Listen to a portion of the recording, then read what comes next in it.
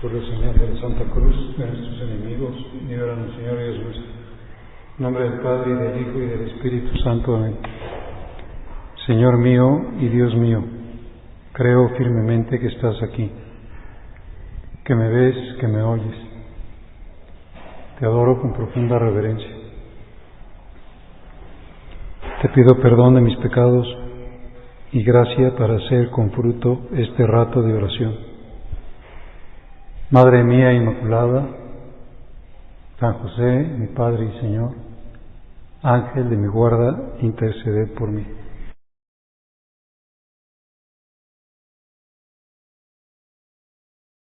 Pues como es muy lógico, hagamos hoy nuestra oración con la solemnidad que la Iglesia se alegra en celebrar, la solemnidad de los apóstoles Pedro y Pablo. Las columnas de la Iglesia, el fundamento sobre el que quiso Cristo edificar este templo vivo de los hijos de Dios. Y quizá le podríamos preguntar al Señor por qué lo celebramos juntos, por qué la acción del Espíritu Santo, que no deja de actuar en la Iglesia desde muy antiguo, al parecer desde el siglo IV. Hay testimonios de que la liturgia de estos apóstoles se celebraba juntos, una cosa un poco rara. Si pues no es que hayan, no sé, podríamos decir, trabajado juntos ni sido juntos apóstoles a los que el Señor llamó. Pues en definitiva podemos decir que se celebran juntos porque así lo quiso Dios y porque hay muchas razones de conveniencia para pensar que es bueno que haya dos columnas sobre las que se apoye la Iglesia. Nos revela como designios profundos de Dios que sean dos. Quizá uno primero sería decir es que la Iglesia no es solo de Pedro, la Iglesia no es solo la jerarquía, la Iglesia es también el carisma. Pablo no tuvo en ese sentido una potestad recibida directamente de Jesucristo, sino que tuvo una acción intensa, profunda, interior, carismática, que le llevó a evangelizar a los gentiles, a ir por el mundo conocido predicando el Evangelio, y quizá nadie como él ha tenido pues una extensión y una profundidad tan grande en el llevar gente al pueblo de Dios a ser cristianos.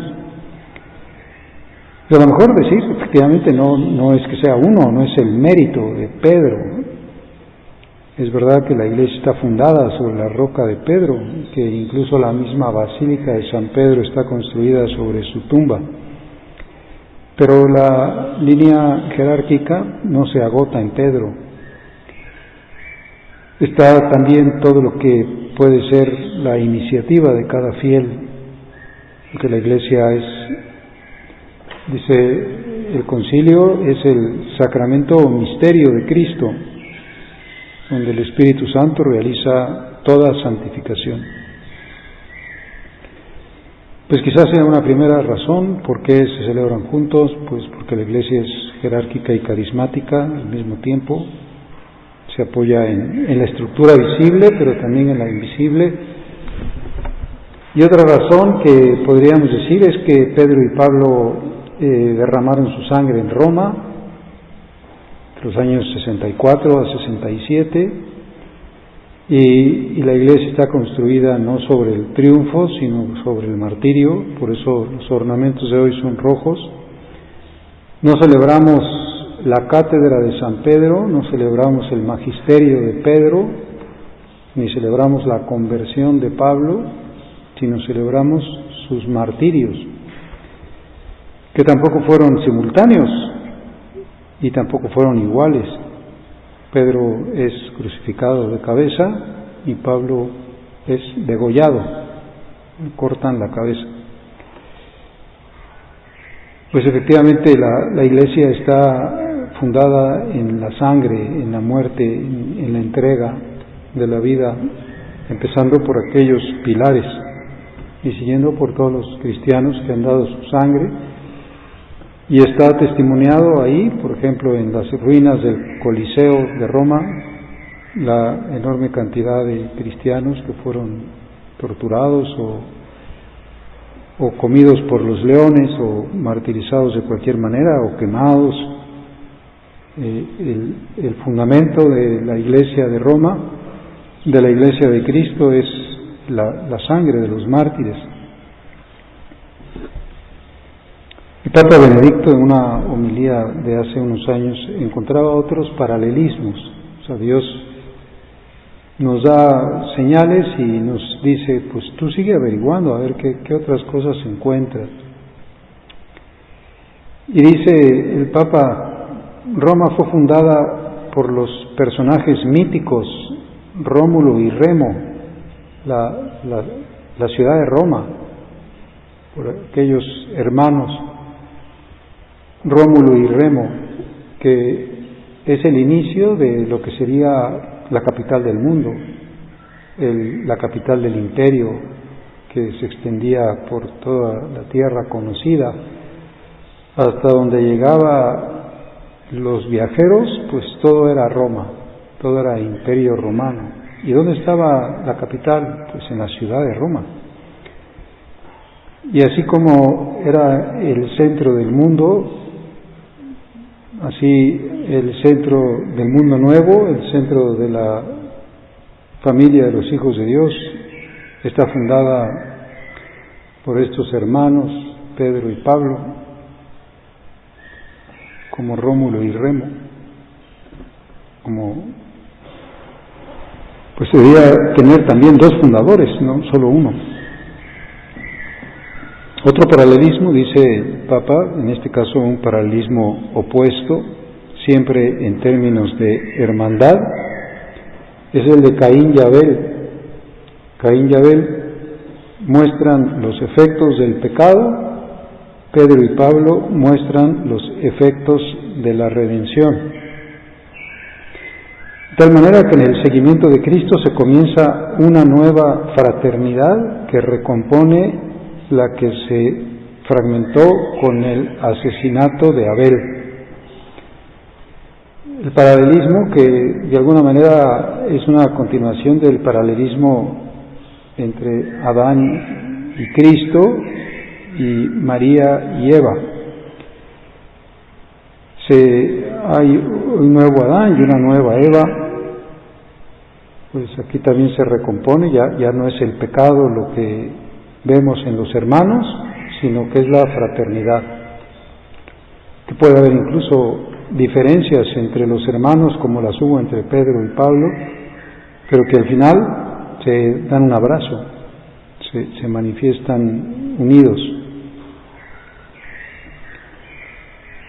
Pues estamos tratando de decir, sí, Pedro y Pablo, estamos celebrando la solemnidad, que es una solemnidad para la Iglesia Católica muy importante, que incluso ha querido hasta de manera plástica en la arquitectura de la Plaza de San Pedro poner las estatuas al arranque de la escalinata que conduce a la basílica, de un lado Pedro y del otro lado Pablo, como diciendo, si quieres entrar en la iglesia, pues pasa por estas columnas. Pedro se representa con las llaves, que es el signo de la autoridad, el poder que Cristo le dio de atar y desatar, la infalibilidad que tiene como pastor. Y Pablo está representado con la espada. Dice, ¿por qué la espada? Porque se refiere a su poder de evangelizar, como dice la segunda carta a Timoteo, he luchado el buen combate, fue un peleador de Cristo, un soldado de Cristo. Y hay quien dice también que Pablo se representa con la espada, porque la espada es la señal de su martirio, instrumento con el que fue degollado, y que su cabeza salió rodando y dio tres saltos en su trayectoria, y por eso cerca de San Pablo Extramuros, donde la tradición dice que fue el martirio de Pablo, se llama Tre Fontane, que brotaron tres fuentes de los tres lugares donde cayó la cabeza de Pablo. Hoy también en la Basílica de San Pedro se entregan los palios, esas telas que se confeccionan con un cordero que se cría en Roma. Se entregan los palios a los arzobispos nombrados el año anterior, signos de la catolicidad de la Iglesia Madre. Ellos van ahí a Roma, de donde arranca su autoridad, y se sienten formando una familia. Se les da como ese detalle que podría dar una mamá, como una especie de, como de manto o de cobijita para que se arropen. Y entonces nosotros tenemos que decir, pues sí, gracias Señor, porque nos haces ver a la Madre Iglesia así como la pensaste, como una verdadera madre.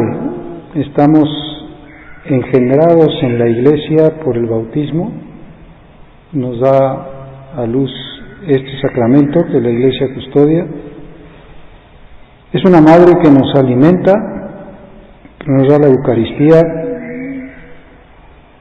Es una madre que nos cura con los sacramentos de la penitencia y con la unción, nos acompaña. Es una madre que nos instruye, que nos da su palabra. Es una madre que nos rige como madre, no como, una autoridad fría. Como madre, y por lo tanto ese gobierno de la Iglesia, ante todo, es un gobierno que nos protege, que nos libra de los peligros. Es nuestra casa, es nuestro hogar. Hemos leído el libro de este converso que se llama Scott Hahn, que quiso titularle a la historia de su conversión Roma, dulce hogar, que en español no nos dice mucho, pero en inglés es una acomodación de un versito, un dicho muy popular en inglés, que es home, sweet home, hogar, dulce hogar. Él le llama Rome, sweet home, un juego de palabras. Roma, dulce hogar. He regresado a mi casa, he vuelto ahí a donde, como el hijo pródigo, me había alejado, y aquí regreso, ahí de donde soy, ahí de donde nunca me debería haber salido. Y por eso San José María decía: amo a mi madre, la Santa Iglesia Romana. A mi madre, es la madre que da la vida. Y entre otras cosas que podríamos considerar hoy, podríamos decir hoy, dale gracias a Dios. No es una cosa fortuita que tú seas católica, que pertenezcas a la Madre Iglesia, a la Madre. Realmente, pues cualquier otra iglesia que se diga cristiana, pues ha salido de esta Madre. La Iglesia Ortodoxa o cualquier iglesia evangélica, no existía ninguna en todo el primer milenio más que la Madre, la Iglesia Madre. Dice: pues gracias Señor, porque me has hecho hijo de esta Madre, de esta Iglesia. Ayúdame a tener una mayor conciencia. Por ejemplo, ayúdame a trascender en la conciencia de la Iglesia la visión puramente sociológica, que me puede a veces desencantar de la Iglesia, porque veo mucha miseria y mucha pecados, y efectivamente por todas partes hay miseria, como también le gustaba decir a San José María, cuando iba a la plaza de San Pedro y rezaba el credo, al llegar al momento en que afirmaba su fe en la Iglesia, creo en el Espíritu Santo, en la Santa Iglesia Católica, decía 3 veces, a pesar de los pesares, una Santa Católica Apostólica, a pesar de los pesares. Un día en 1948, charlando con un prelado italiano, le habló de esa devoción suya. A pesar de los pesares, se dice malgrado tutto. ¿Qué quiere decir con ese malgrado tutto? Le preguntó intrigado el prelado al traducirle al italiano el a pesar de los pesares. Sus errores personales y los míos, le contestó. Nuestros errores, nuestras miserias, los pecados, pase lo que pase, sea quien sea, aparezca en el periódico una noticia, pues no sé, de pecados, por ejemplo, de los eclesiásticos, o de ataques al Papa o a los obispos, o a que nos guste el obispo, o a que no nos guste, o a que nos guste el Papa, o a que no nos guste. La Iglesia es Cristo y tiene una santidad y una belleza que a veces puede ser oscurecida pues cara a los demás, pero que nosotros debemos decir, pues es la Iglesia de Cristo, es Cristo. Se repite aquello que escuchó San Pablo, camino de Damasco: yo soy Jesús, a quien tú persigues, yo soy la Iglesia. Esa Iglesia que se hace presente en la Eucaristía y que por lo tanto es santísima,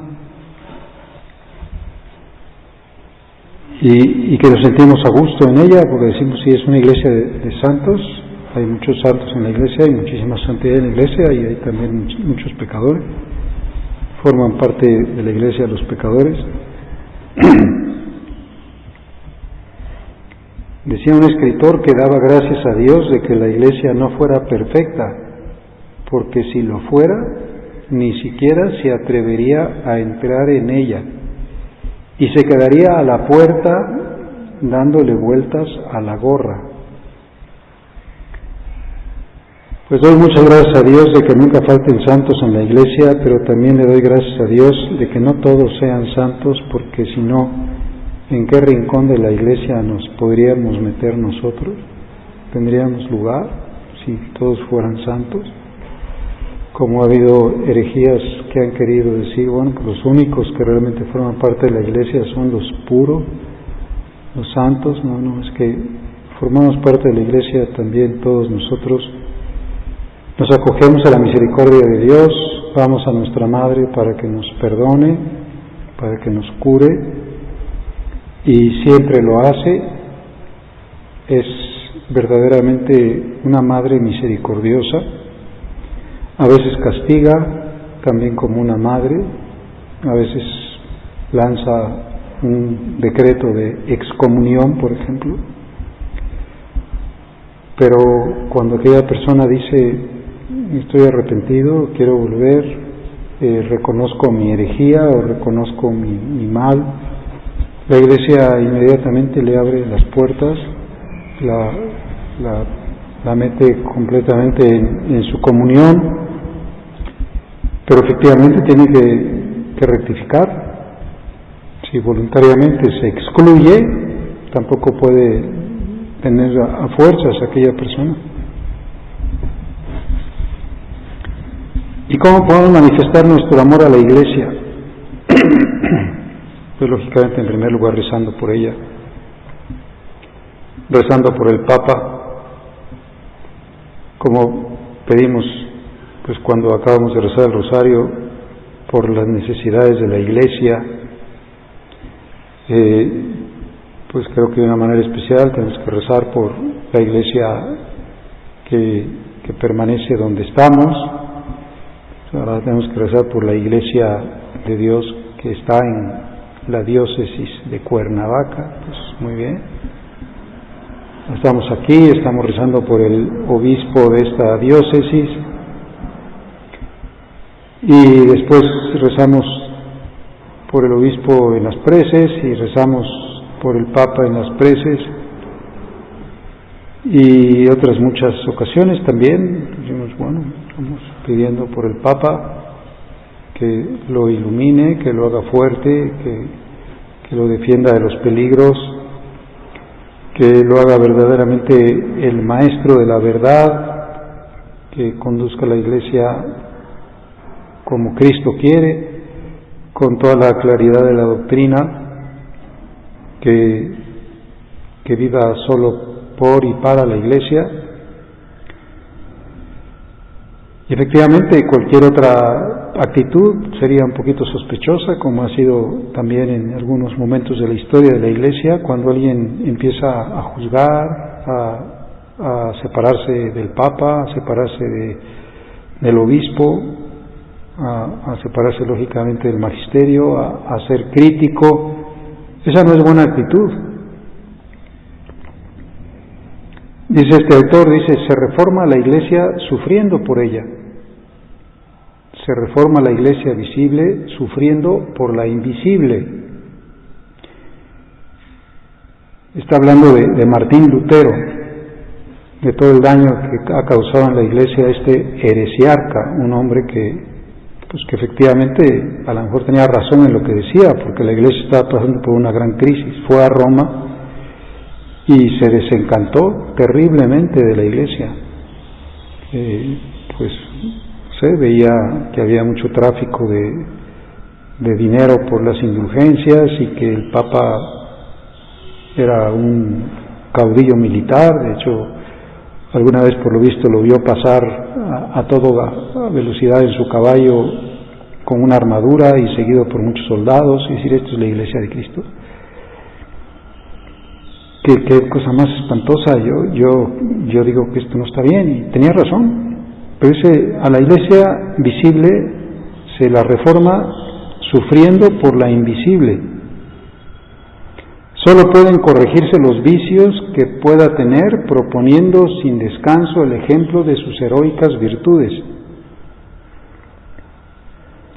Tal vez San Francisco de Asís estuviera tan disgustado como Lutero, también en el siglo XIII o fines del siglo XII, cuando vivía San Francisco de Asís. Era un desastre la Iglesia. Pero en lugar de quitar a la Iglesia los bienes mal adquiridos, como pasó con Lutero, que le quitó media Europa, la colmó de tesoros invisibles. Y bajo la dulce mano de semejante mendigo, sobre el montón de oro y de lujuria, floreció una especie de seto vivo abrileño. La Iglesia no necesita reformadores, sino santos. Si veo cosas que no están bien en la Iglesia, me preocupan. Veo que hay, por ejemplo, a veces incluso opiniones muy diversas entre los eclesiásticos. Hay problemáticas para entender una doctrina, para interpretarla. ¿Y qué voy a hacer yo? Pues reforma a la Iglesia visible, siendo más santo, sufriendo por la invisible, siendo más eucarístico, siendo más mortificado, siendo más rezador, siendo más apostólico, dando más doctrina, siendo más catequesis, siendo más pedigüeño para los bienes que la Iglesia necesita. Pues el ejemplo de San Francisco de Asís. Así cambió la Iglesia, y realmente la cambió. A ese dice montón de oro y de lujuria que había en las cortes eclesiásticas de aquella época, de la Edad Media. Empieza un movimiento de pobreza, de mansedumbre, de penitencia, de oración, que todavía perdura con gran fuerza, que se llama el franciscanismo. ¿Por qué? Pues porque un hombre dijo, lo que tengo que hacer es yo llevar la Iglesia, como cargarla sobre mis hombros. San José María decía, me duele la iglesia, me pesan las fallas que en aquella época se daban también con gran intensidad después del Concilio Vaticano II, y que sigue también, como siempre, la iglesia siempre está en crisis. Pero tenemos esa idea clarísima: es santa porque es Cristo, requiere mi amor, y eso supone mi apoyo, mi propia entrega. No voy a criticar nunca. Antes de criticar, decía San José María, voy a cortarme la lengua con los dientes y la voy a escupir lejos, pero voy a ser más santo. Es una oportunidad, es una invitación. Yo soy Jesús a quien tú persigues, escuchó San Pablo camino de Damasco. La iglesia es Cristo. Por eso se dice que hay esa analogía entre Cristo muerto en la cruz, cuyo costado es abierto por la lanza del soldado, y Adán dormido en el paraíso, de cuyo costado Dios hace a Eva. Cristo, de su costado surge la iglesia, y por lo tanto es parte de Cristo, es el fruto de la redención de Cristo, lo que le ha costado darnos este don. Qué gracias te tengo que dar, Señor, porque me hiciste nacer católico. De veras que tengo que darte las gracias, si no, quién sabe qué tendría o qué pensaría. Aquí tengo todos los medios, absolutamente todos los medios de salvación, en mi madre, la Santa Iglesia, a pesar de los pesares, santa, católica, apostólica, romana.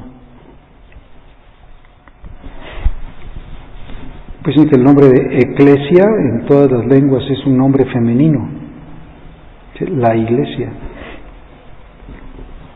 Pues quizá también porque, no solo porque es madre, sino también porque el paradigma de la Iglesia es María, y María es la Iglesia. Es aquella que realmente cumple el proyecto de Dios sobre la Iglesia, es toda de Cristo. Es el Mater Ecclesiae, le decimos en las letanías del Rosario, Mater Ecclesiae. A José María le gustaba ir a la Basílica de San Pedro, por lo visto ahí a la izquierda del altar de la confesión hay una imagen pequeñita, antigua, que tiene este título, Mater Ecclesiae. No existía la otra, la que puso Juan Pablo II en el atrio, en la plaza de San Pedro. Pues iba ahí a esa chiquita imagen. Sí, voy a pedir por la Iglesia, Mater Ecclesiae. Que tenemos esta conciencia, Mater Ecclesiae es la madre del Cristo total, la madre del Cristo físico y la madre del Cristo místico. Es decir, es la madre de la cabeza y de los miembros, es nuestra madre, como es nuestra madre también María.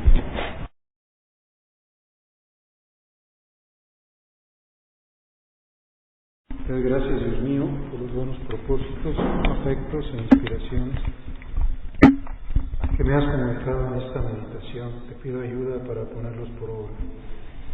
Madre mía Inmaculada, San José, mi Padre y Señor, Ángel de mi guarda, intercede por mí.